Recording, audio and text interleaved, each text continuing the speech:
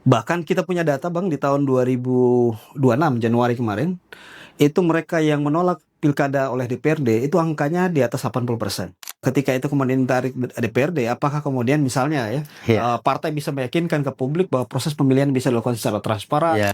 Sementara masa jabatan anggota DPRD itu 5 tahun, terhitung sejak dilantik pada saat itu. Artinya masa jabatan anggota DPRD itu selesainya di 2029.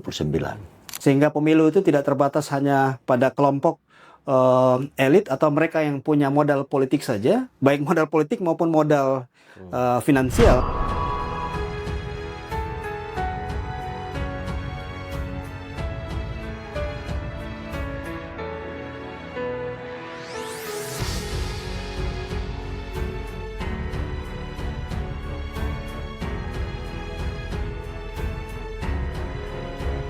Assalamualaikum warahmatullahi wabarakatuh. Salam sejahtera buat kita semua, para pemirsa dan penonton Rahim Odiani Channel. Kembali lagi bersama saya, Rahim Odiani. Hari ini kita akan mengulas sebuah topik yang sangat penting bagi masa depan demokrasi di Indonesia, khususnya kita yang ada di daerah. Karena itu saya mengambil sebuah topik ya, sebuah tema yang hari ini menjadi bahan diskursus ya, dan perbincangan di kalangan elit politik ya, yaitu pilkada langsung versus pilkada oleh DPRD. Bahkan saya akan mencoba untuk menanyakan ke Dinda Aji ya, terkait dengan putusan Mahkamah Konstitusi nomor 135 tahun 2024 ya, yang memisahkan pemilu nasional dan pemilu lokal. Lalu paling terakhir ada satu putusan yang baru diterbitkan oleh Mahkamah Konstitusi tentang penegasan kembali terhadap pilkada langsung itu. Nah, karena itu di samping saya ini sudah ada satu tokoh muda ya. Beliau ini adalah Direktur Lingkaran Survei Indonesia, DNJA, yang hari ini dipercayakan untuk menjadi direktur ya, pemimpin. Beliau ini juga hari ini sebagai seorang peneliti ya, senior yang sudah melalang buana di lembaga survei Indonesia ya. Nah, karena itu sekali lagi saya ingin sampaikan selamat datang nih Dinda Aji. Siap, terima kasih Bang Imo atas undangan nih. Dinda Aji Alfarabi ya. Nah, baik Dinda Aji. Jadi terkait dengan tema kita mengenai arah kedaulatan rakyat ya, LSI DNJA ini secara tegas menolak wacana pengembalian pilkada oleh DPRD dan menyarankan agar penyelesaian aturan dengan sistem pilpres. Nah, yang saya baca ada satu poin penting yang ditekankan oleh Lingkaran Survei Indonesia DNJA. Penekanannya adalah bahwa rakyat harus memilih langsung. Jika kita kaitkan dengan dinamika hukum terbaru, bagaimana Dinda Aji ini melihat posisi putusan 135 tahun 2024 ya, apakah ini lebih memperkuat atau justru mengubah landscape sistem politik kita? Silakan Dinda Aji. Iya, pertama terima kasih Bang Imo undangannya. Salam hormat buat pemirsa Rahim Odiani Channel. Ini luar biasa kesempatan hari ini bisa berdiskusi ya di channel Bang Imo ini. Dan ini merupakan tema menarik, Bang, ya, karena ini salah satu isu sensitif, isu yang termasuk menarik perhatian publik secara luas, ya. Soal bagaimana kita menata sistem pemilu kita, ya. Jadi memang sejak tahun 2005 dengan Undang-Undang Pemerintahan Daerah, pemilihan kepala daerah yang tadinya lewat DPRD diubah menjadi pemilu langsung. Betul. Dan dimulai di tahun 2005. Sebetulnya isu ini kan bukan isu baru, Bang. Iya. Isu yang bahkan di tahun 2004 itu sempat dibuat undang-undang ya saat itu. Betul.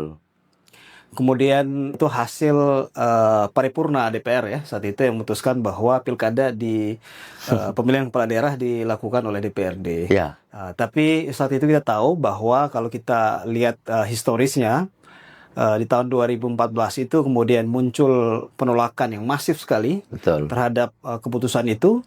Bahkan kalau kita ingat waktu itu ada tagar di sosial media yang cukup viral waktu itu. Ya. Shame on you SBY waktu itu. Betul. Sehingga akhirnya karena tekanan publik yang begitu luas, akhirnya SBY mengeluarkan Perpu, ya, Iya. mengembalikan kembali undang-undang kepala daerah dipilih oleh rakyat, ya.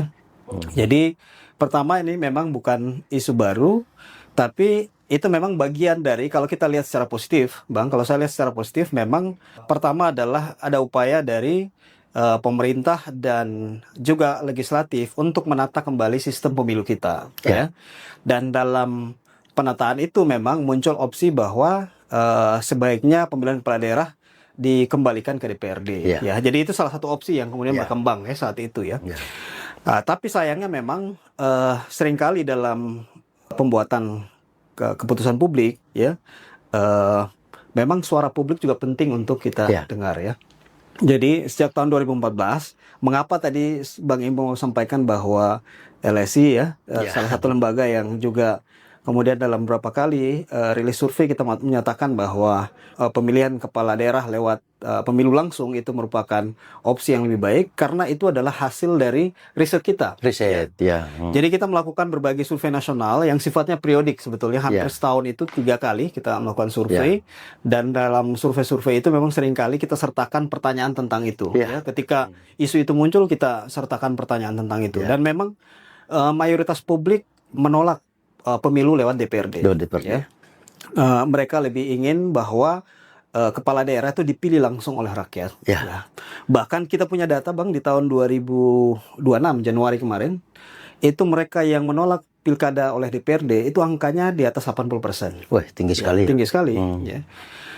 Kalau kita lihat alasannya, memang ini alasan yang bisa menjadi pertimbangan juga buat para pembuat keputusan termasuk DPR.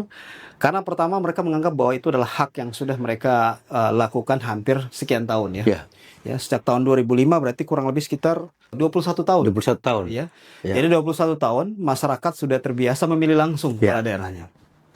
Sehingga ketika hak itu dicabut, itu yang kemudian menjadi resistensi publik ya, bahwa itu adalah hak yang sudah digunakan selama ini.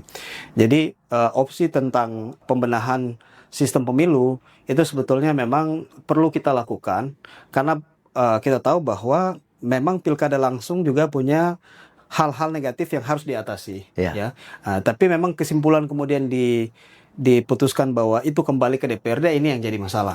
Sehingga ketika MK kemudian memutuskan lewat putusan MK 135 tahun 2024, saya pikir ada 2 substansi di situ Bang. Yang pertama adalah menegaskan kembali bahwa kepala daerah harus dipilih secara langsung ya, baik di level kepala daerah kabupaten kota maupun provinsi. Yang kedua adalah MK membuat satu sistem ya. Yang merekayasa sistem baru di mana pemilu dipisah menjadi 2 ya. Satu pemilu nasional, yang kedua pemilu lokal ya. Pemilu nasional itu adalah DPR RI, kemudian presiden, DPD. Sedangkan pemilu lokal adalah kepala daerah baik kabupaten kota maupun provinsi maupun pemilihan DPRD kabupaten kota dan provinsi. Kalau saya belajar dari pengalaman kita Bang, memang karena kita terlibat lama dalam sebagai pollster dan konsultan politik ya. Memang salah satu kritik yang bisa kita sampaikan ketika pemilihan itu dilakukan secara langsung secara nasional ya, memang salah satu efeknya adalah terpaan isu lokal itu menjadi minim ya. Karena publik kemudian terfokus pada isu nasional, terutama pilpres ya. Jangankan pilkada ya. Di level nasional pun banyak anggota DPR ya, partai politik ya, yang kemudian program-program partainya itu kemudian tidak secara luas diketahui oleh publik ya. Jadi publik lebih banyak tahu tentang program-program calon presiden dibanding program-program partai. Jadi semua tersedot oleh pemilihan presiden. Ya memang itu adalah hukum publik ya, karena terpaan dan daya tarik pilpres lebih besar dibanding pemilu legislatif maupun mungkin baik di level nasional maupun level lokal. Jadi saya melihat bahwa sebetulnya ini adalah satu upaya atau satu gagasan yang memang perlu di-challenge di Dewan ya, karena banyak hal yang perlu didiskusikan termasuk hal-hal teknis terkait hukumnya. Tapi ini adalah upaya untuk kalau saya lihat bagaimana kemudian menjaga sistem yang selama ini berjalan, terutama terkait dengan pemilu langsung ya. Ya, jadi Dinda Aji sangat menarik ya. Memang sistem pemilihan kepala daerah ini kan dalam pendekatan historis Republik ini sejak didirikan, ini kan sudah pernah dicoba semua nih. Ya.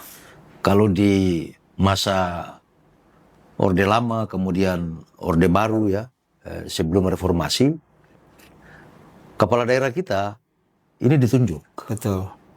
Nah, kalau di level gubernur itu ditunjuk langsung oleh presiden, dan kalau di level kabupaten kota itu ditunjuk langsung oleh Menteri Dalam Negeri atas usulan DPRD. Itu kalau di Orde Baru. Pada Orde Lama, kewenangan presiden dan Menteri Mendagri itu langsung menetapkan.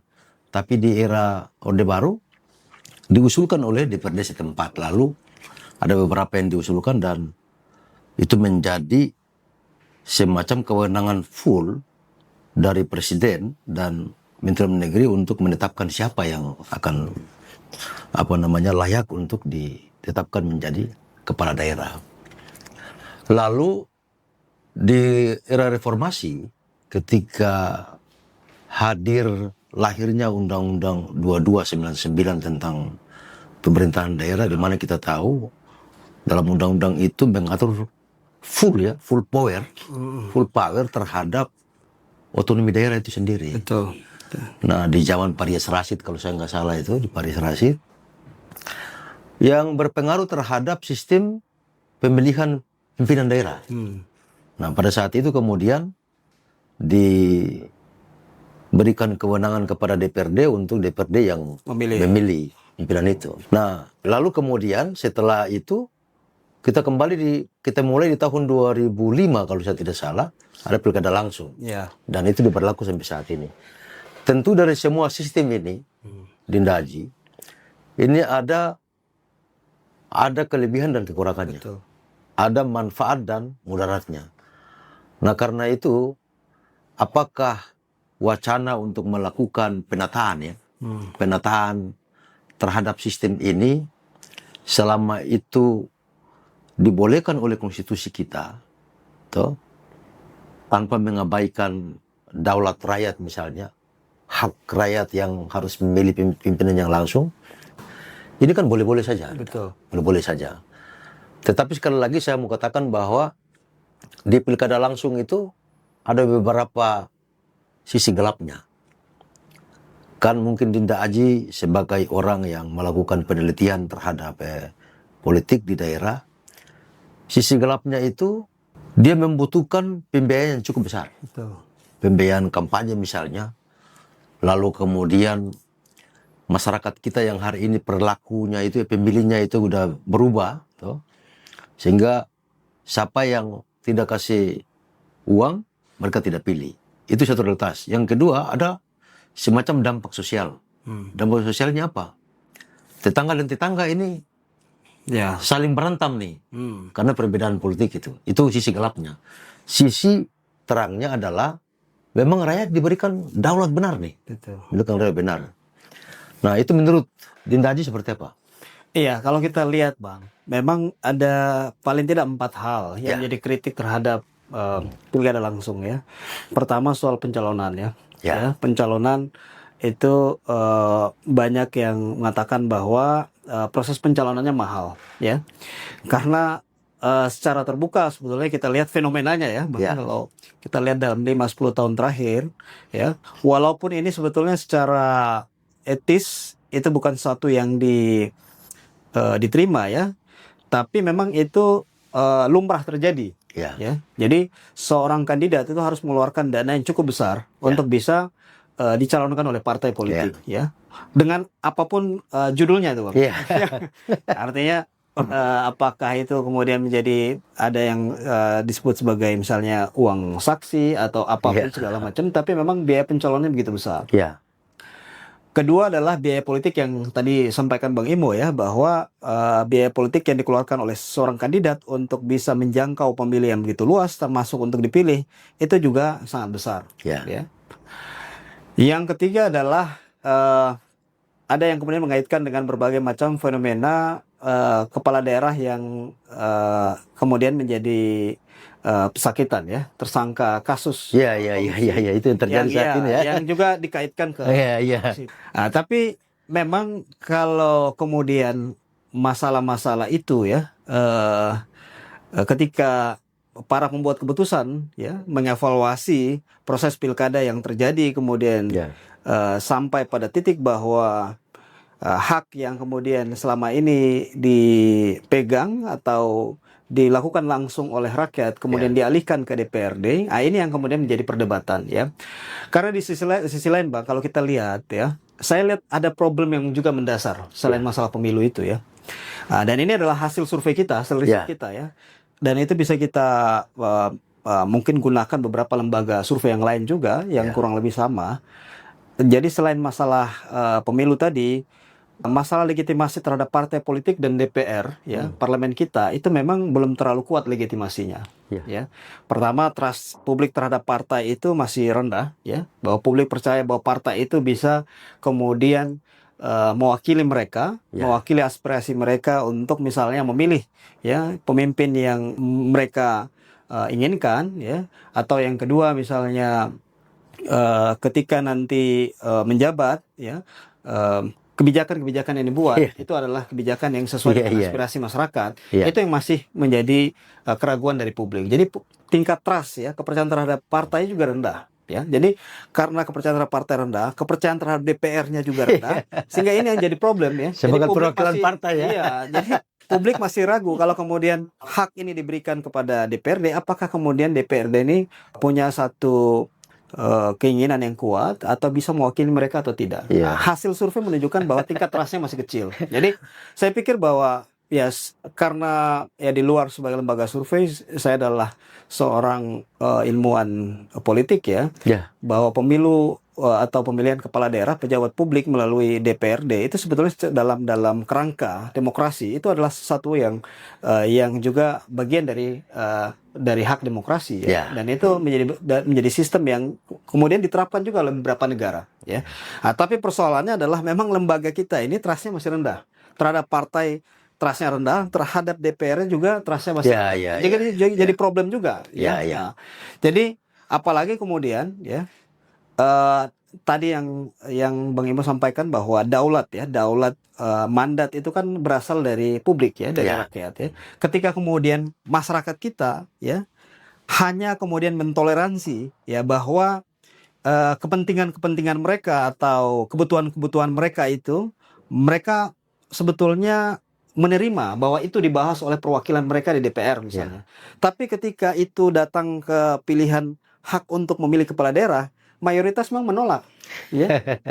Jadi hak ini ibarat kalau ada dua hak. Pertama hak untuk mewakili mereka membahas kebutuhan mereka di DPR misalnya, itu kemudian dimandatkan lewat pemilu legislatif. Tapi ketika memilih kepala daerah, itu rakyat saat ini masih menolak bahwa hak itu harus diserahkan ke DPR. Jadi ini yang saya pikir penting untuk menjadi perhatian juga ya, karena kita tahu bahwa opini publik itu kadang penting untuk kita lihat sejauh mana psikologis publik ketika keputusan itu diambil. Mungkin Bang Imo ingat waktu kemarin ya, kerusuhan Agustus ya, 2025. Ya. Itu kan sebetulnya berbagai survei telah menunjukkan bahwa trust terhadap DPR itu sangat rendah ya. Tapi kemudian DPR mengabaikan itu ya. Jadi mengambil kebijakan-kebijakan yang dianggap tidak sensitif terhadap aspirasi, akhirnya kemudian muncul gejolak ya. Nah, ini juga menurut saya memang harus disikapi secara lebih moderat, disikapi lebih bijak, bahwa memang publik saat ini belum percaya bahwa hak itu kemudian diambil oleh DPRD. Sehingga ya mungkin butuh waktu ya, Bang, kalau saya lihat ya. Kalau beda halnya kalau kemudian trust terhadap partai itu tinggi, Ya. trust terhadap DPR-nya tinggi, mungkin publik lebih akan menerima ya. Karena ya memang pemilu dengan kita lihat proses pemilu yang begitu panjang itu capek juga sebenarnya. Tapi ya masyarakat mau bahwa mereka tetap ingin memilih ya. Cuma memang tadi pembenahan-pembenahan yang perlu kita lakukan. Bagaimana kemudian bisa menata itu sehingga tadi yang disebut sebagai sisi gelap itu bisa kita atasi. Termasuk satu masalah lagi soal vote buying ya, atau money politik ya. Money politik ini kan juga ada yang bilang bahwa jangan sampai, ini kan suara-suara yang muncul dari masyarakat bahwa transaksi itu dari istilahnya transaksi eceran jadi transaksi grosiran. Karena kalau ini nih perputaran uang di kalau pilkada langsung banyak terjadi perputaran uang di bawah karena tadi yang fenomena vote buying tadi, fenomena money politik tadi. Tapi di level ketika itu kemudian ditarik DPRD, apakah kemudian misalnya partai bisa meyakinkan ke publik bahwa proses pemilihan bisa dilakukan secara transparan, akuntabel dan lain-lain. Tanpa money politik misalnya, ada jaminan nggak tuh ya? Karena kan di tahun 2000, sebelum tahun 2005 ya, sebelum pilkada dilakukan secara langsung ya, itu kan banyak sekali kasus-kasus terjadi ya. Misalnya kita ingat dulu di tahun 2003 pemilihan Gubernur Bali misalnya ya, waktu itu ada dugaan ada sebagian anggota DPRD yang dikarantina, kemudian ada transaksi uang di situ. Pemilihan Gubernur Riau juga terjadi begitu ya. Jadi banyak masalah juga yang muncul. Sehingga ya ini adalah proses demokrasi yang sudah berjalan hampir 21 tahun. Ketika kemudian itu mau diubah, saya pikir memang penting bagi pembuat keputusan termasuk DPRD itu melihat bagaimana opini masyarakat ya. Karena ini suatu hal yang menyangkut hak mereka. Kalau saya sebut ini sebagai sebetulnya udah inherent ya dalam hak demokrasi publik kita. Jadi mereka merasa bahwa ini ibarat kayak hak asasi yang nggak bisa dicabut ini. Baik, Dinda Aji. Jadi memang ada plus minusnya, ada sisi gelapnya. Tetapi ini perlu ditata. Betul. Ditata ini bukan berarti harus mengembalikan kedaulatan rakyat langsung itu kepada kedaulatan perwakilan, kan begitu. Karena memang berdasarkan hasil riset ya, yang dilakukan oleh lembaga-lembaga survei termasuk LSI Deni Tia ini ya, menemukan ternyata mayoritas publik itu berkeinginan agar kedaulatan ini tidak boleh ditarik. Betul. Itu 87% yang menolak. Nah itu cukup tinggi tuh. Bahkan ada peristiwa-peristiwa yang sama-sama kita tidak inginkan pada saat itu. Peristiwa Agustus tahun kemarin ya. Publik agak marah ya terhadap beberapa kebijakan nasional yang tidak sesuai dengan ekspektasi mereka ya. Akhirnya yang jadi korban kan person-person yang hari ini punya jabatan di nasional. Dan itu rentetan Bang, kalau sebenarnya kalau Abang ingat sebelum kejadian Agustus itu kan di beberapa daerah ada isu yang lain. Isu misalnya soal pajak itu yang di Jawa Tengah kalau nggak salah itu ya. Kemudian terjadi demonstrasi besar-besaran itu. Itu kan sebetulnya menunjukkan bahwa publik ini pada prinsipnya atau pada substansinya sebetulnya mereka cukup toleran sebenarnya. Ketika kemudian ada kebijakan-kebijakan yang tidak terlalu istilahnya merusak hati nurani mereka gitu ya, mengganggu hati nurani mereka. Tapi ketika ada kebijakan-kebijakan yang dianggap tidak adil, kebijakan yang dianggap tidak sesuai dengan aspirasi mereka, kebijakan yang ini bisa menjadi menjadi mereka gejolak. ya. Iya betul. Apalagi yang saya sebut tadi, kalau saya melihat bahwa hak politik untuk memilih itu sudah menjadi semacam tradisi orang Indonesia. Jadi orang Indonesia merasa bahwa memilih langsung kepala daerah itu udah sama kayak hak asasi mereka tuh. Sama kayak mereka memilih langsung anggota DPR. Kalau udah hak asasi itu nggak bisa dicabut. Nah, itu agak susah. Oke, Dinda Aji, kita masih lanjut lagi ya. Kita kembali ke putusan 135 tadi. Jadi putusan 135 itu sebagaimana yang Dinda Aji sampaikan, terjadi pemisahan antara pemilu nasional dan pemilu lokal. Pemilu nasional itu ya pemilihan presiden, DPR dan DPD. Lalu pemilihan lokal, di tingkat lokal itu pemilihan kepala daerah dan DPRD di tingkat provinsi, kabupaten, kota. Nah, ini agak menurut saya agak anomali nih. Karena terjadi semacam ada transisi. Karena dalam putusan MK itu dia katakan begini, kira-kira secara garis besarnya bahwa ada 2 tahun dan 2,6 ya. Jadi dua setengah Transisinya tahun. itu ya? Transisinya itu. Nah, sementara masa jabatan anggota DPRD itu 5 tahun. Terhitung sejak dilantik pada saat itu. Artinya, masa jabatan anggota DPRD itu selesainya di 2029. Nah, putusan MK itu pemilihan legislatif nanti di 2031. Ini terjadi transisi kekosongan ini. Kosongan jabatan ini. Nah, bagaimana Dinda Aji sebagai peneliti dan sebagai direktur LSI DNIJH ini melihat ini?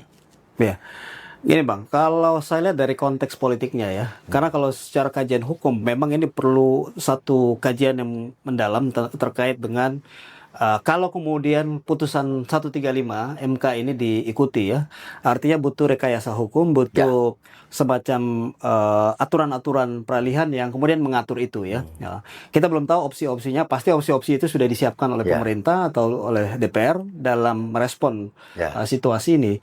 Tapi kalau kita berkaca pada pengalaman pemilu kita, ya, pertama memang pemilu dengan banyak kertas suara atau istilah orang itu 5 kotak suara itu memang begitu menyulitkan publik. Agak rumit ya? Ya, agak rumit ya. Pemilih, jangankan pemilih di level yang mungkin dari sisi tingkat pendidikan yang rendah atau pemilih yang mungkin usianya sudah lansia ya.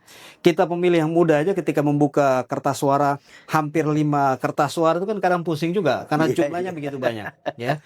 Jadi kalau kita lihat salah satu pertimbangan Mahkamah Konstitusi dalam pemisahan itu kan, dalam pemisahan pemilu itu adalah bagaimana kemudian memudahkan pemilih juga ya.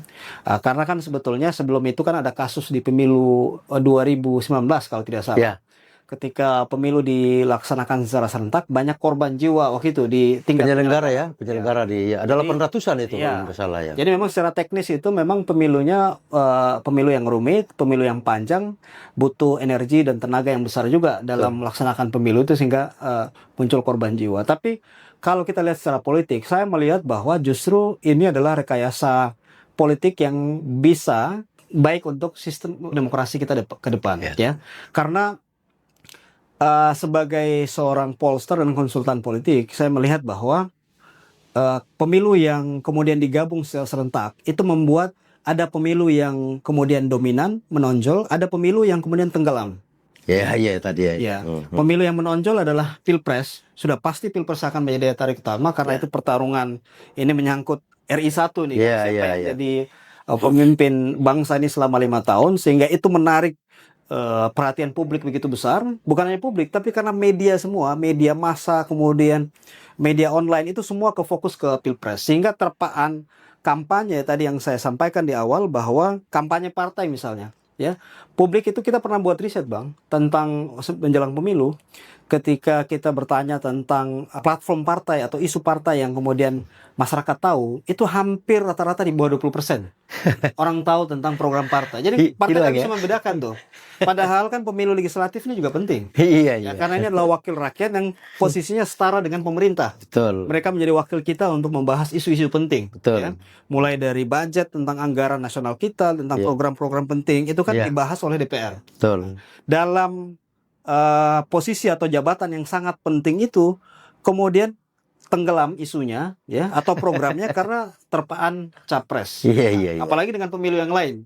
Misalnya DPD ya, DPD RI. DPD RI ini juga lembaga yang penting juga. Dia menjadi wakil juga di bagi daerah, tapi juga tertutup oleh pemilu presiden. Sehingga saya melihat bahwa dengan pemilu dipisah itu sebetulnya publik kita itu lebih punya waktu yang cukup lama, cukup dalam untuk melihat program-program partai.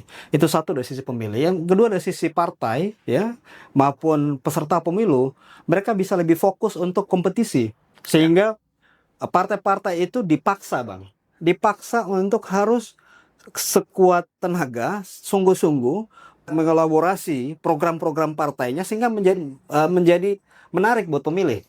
Ya, Dinda Aji, berarti kan ada kemanfaatan dari putusan ini adalah pertama kita meminimalisir ya, minimalisir beban penyelenggara yang begitu berat ya, dan ini sudah menjadi sebuah fakta sosial ya, bahwa memang di pemilu 2019 ketika 5 kotak itu dihadapi, banyak yang kelelahan.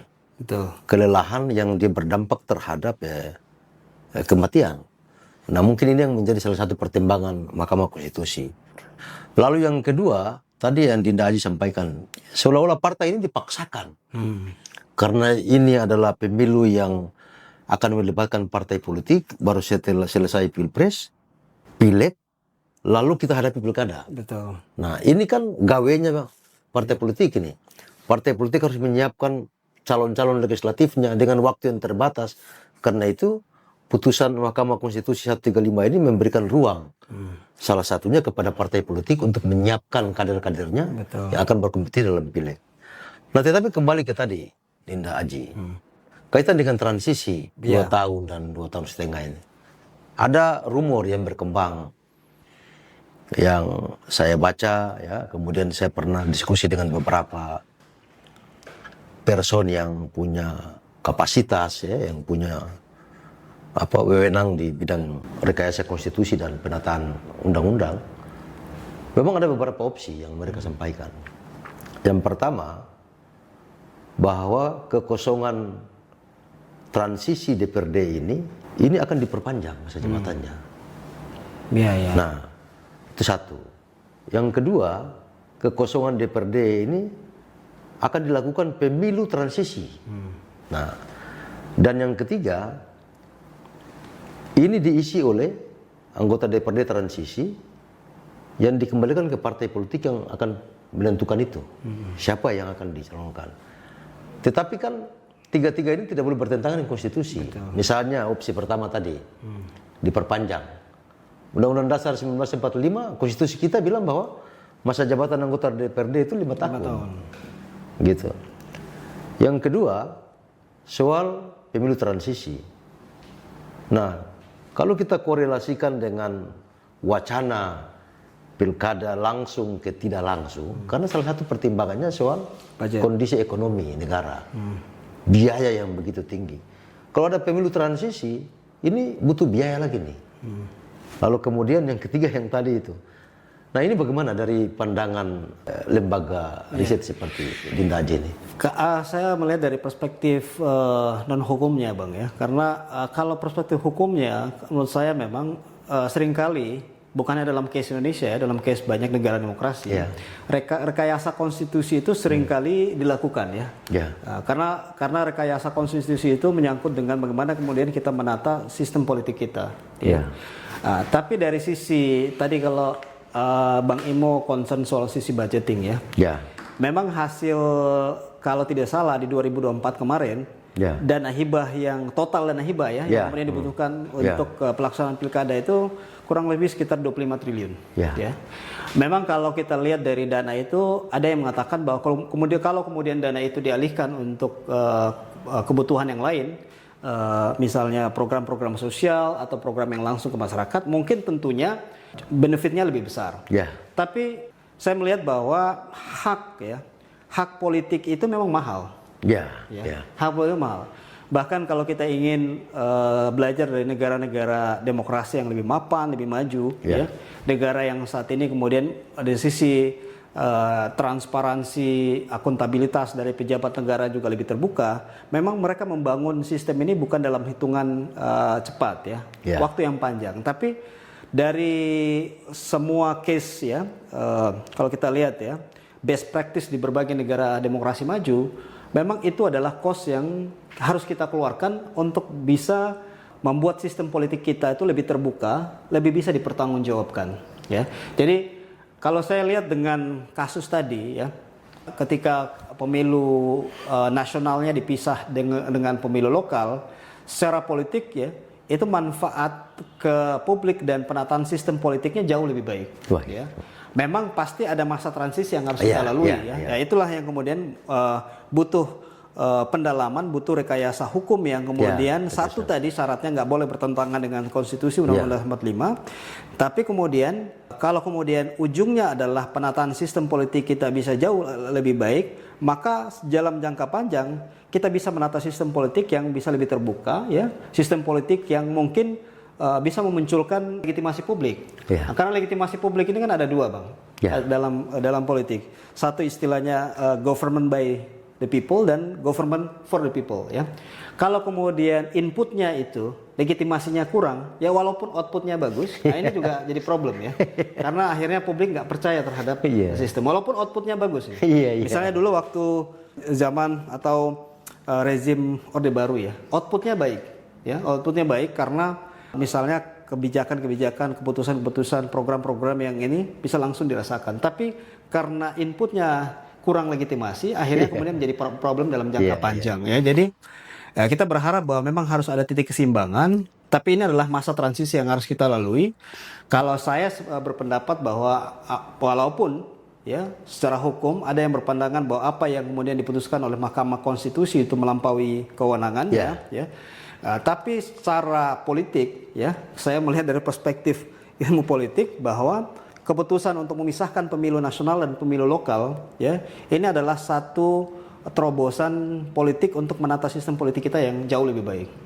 Ya, Dinda. Jadi memang sebelum lahir putusan 135 tentang opsi-opsi waktu pelaksanaan pemilu itu, sebelumnya itu kalau saya tidak salah di 2019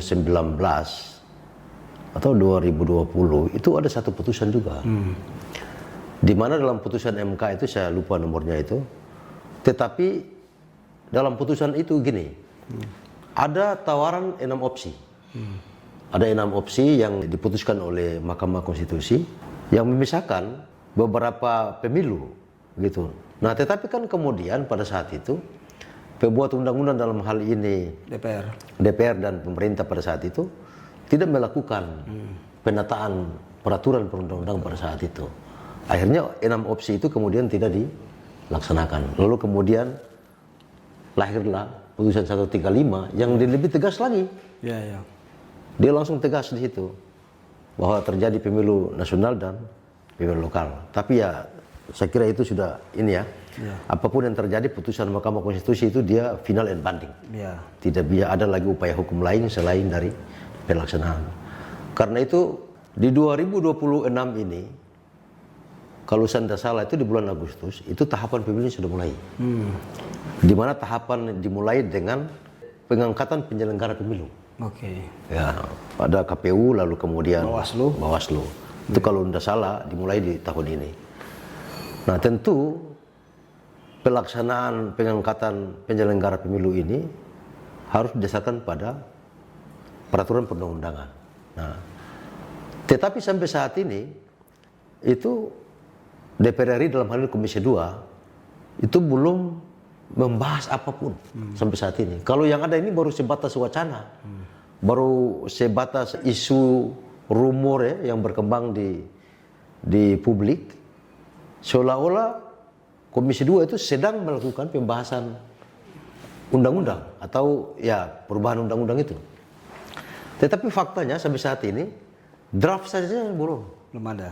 Draft RUU itu belum ada sampai saat ini. Yang ada ini baru rapat dengar pendapat umum, meminta para ahli untuk datang menyampaikan pandangan-pandangannya. Tetapi draft RUU-nya itu belum. Naskah akademiknya juga belum. Sementara kita sudah mau menghadapi pemilu, gitu.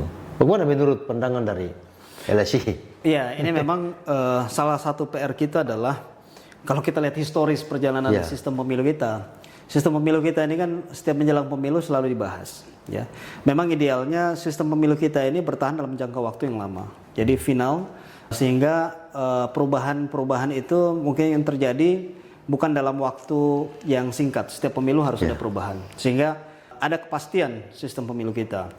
Saya sih dalam pandangan bahwa memang kita nggak ada sistem pemilu yang ideal, ya, dalam secara apa namanya nasional. Yang ada kan prinsip-prinsip demokrasi yang memang sudah baku ya, bahwa sistem pemilu itu sistem yang namanya demokrasi ya harus terbuka, harus akuntabel, harus ada partisipasinya dan lain-lain ya.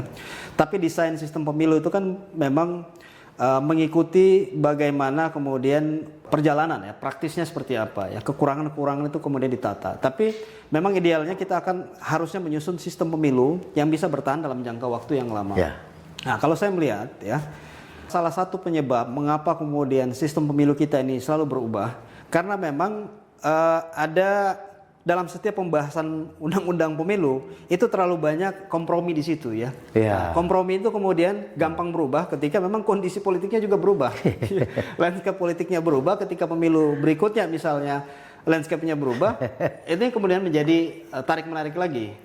Bagaimana kemudian sistem pemilu itu disusun kembali. Sehingga idealnya memang pertama ya saya melihat selain kita melihat apa yang kemudian menjadi kekurangan dari sistem yang selama ini dilakukan, kemudian kita melakukan perubahan, sebaiknya memang undang-undang pemilu itu disusun dalam periode yang bisa berlaku dalam jangka waktu yang panjang. Sehingga ya tadi yang Bang Ibu sampaikan bahwa persiapan untuk menuju ke sana ya, partai-partai politik itu tidak lagi menyusun rancangan strategi perang ini itu ketika menjelang pemilu saja, tapi mereka sudah punya jauh hari mereka udah punya, karena sistem pemilu kita udah ajak ya, udah baku, sehingga yang dilakukan adalah hanya perubahan-perubahan strategi bagaimana untuk menjangkau pemilih, ingin memilih, karena sistem pemilu kita sudah baku. Nah, kalau selama sistem pemilu kita ini terlalu banyak kompromi setiap pengambilan keputusan menjelang undang-undang pemilu itu disahkan, maka ya kemungkinan untuk berubah setiap pemilu itu pasti ada. Iya, karena saya ikuti juga ya. Jadi memang hampir setiap mau menjelang pemilu baru undang-undang itu dibahas.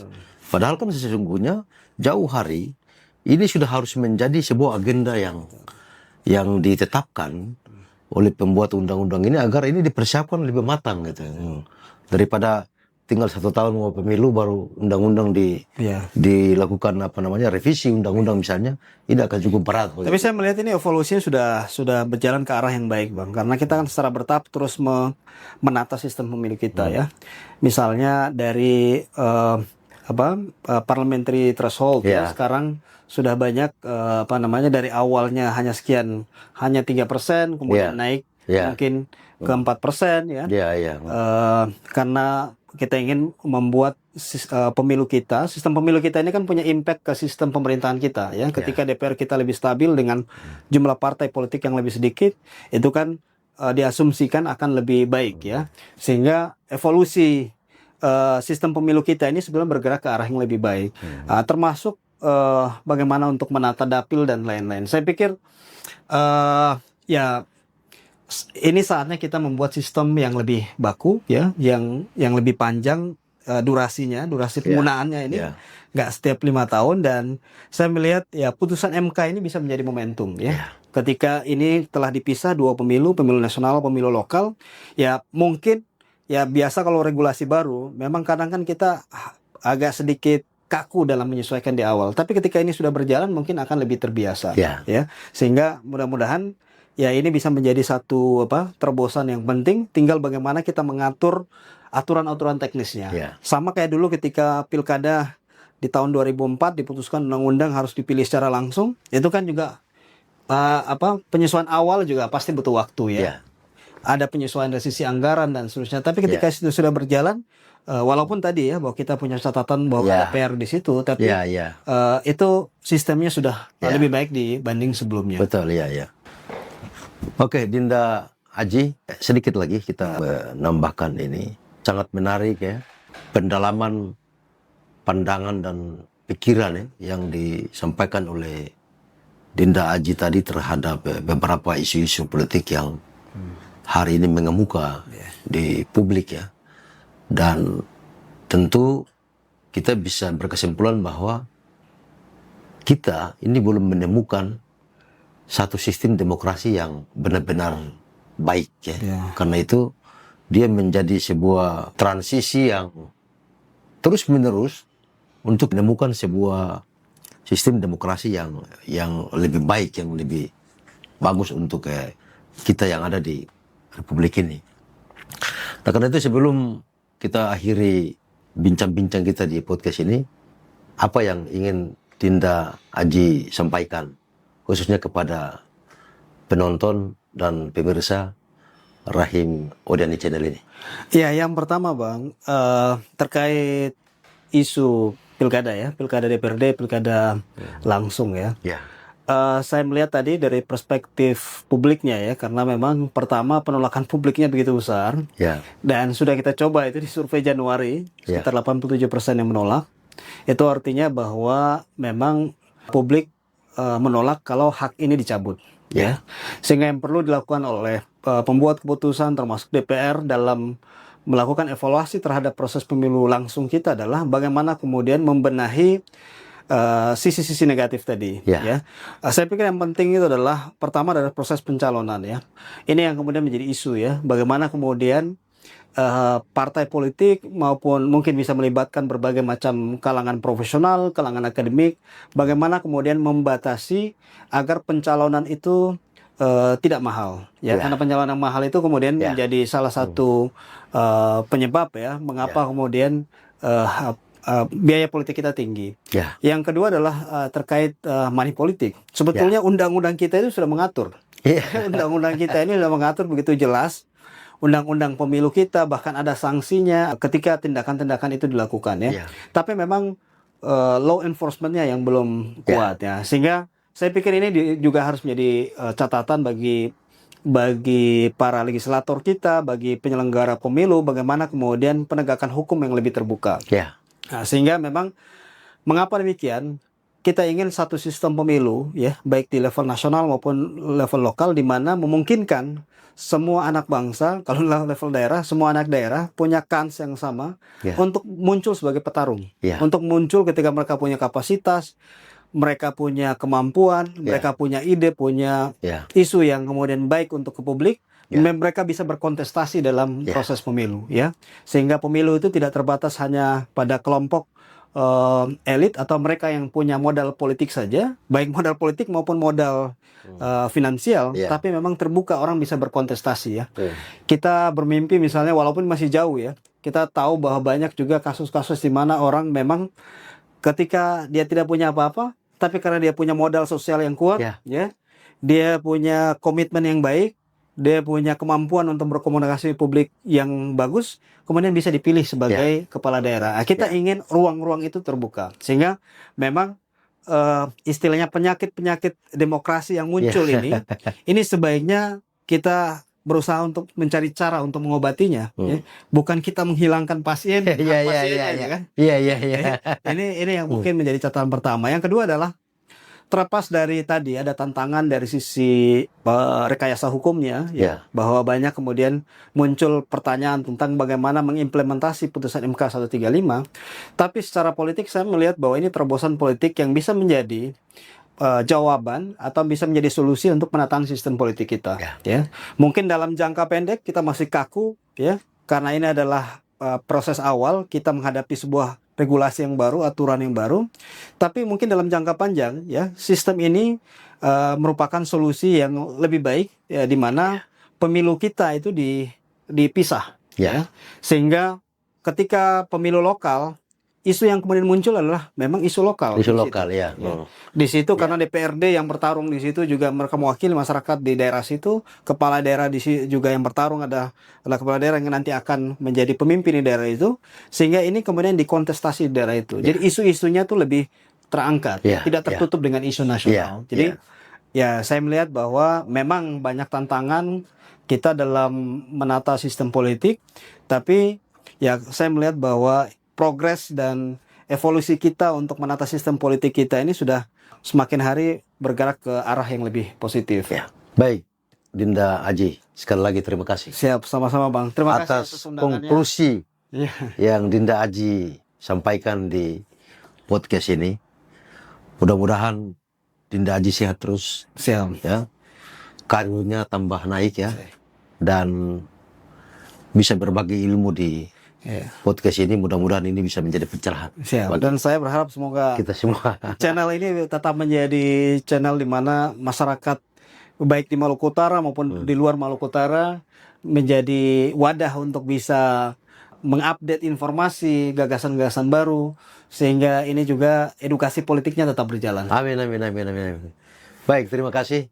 Demikian, ya, bincang-bincang saya dengan Dinda Aji Alfarabi, ya, Direktur Lingkaran Survei Indonesia, DNIJA, ya. Pada hari ini saya Ibrahim Modiani pamit undur diri dan sampai jumpa di episode berikutnya. Terima kasih, Mas.